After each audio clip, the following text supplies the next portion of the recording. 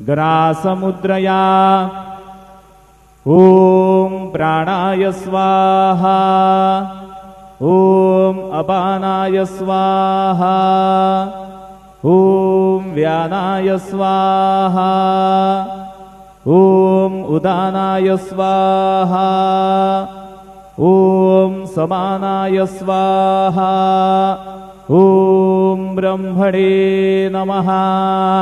नैवेद्यमध्ये पानीयं समर्पयामि पुनर्नैवेद्यं निवेदयामि। ॐ प्राणाय स्वाहा ॐ अपानाय स्वाहा ॐ व्यानाय स्वाहा ॐ उदानाय स्वाहा ॐ समानाय स्वाहा ॐ ब्रह्मणे नमः। नैवेद्यं समर्पयामि हस्तप्रक्षालनं समर्पयामि मुखप्रक्षालनं समर्पयामि।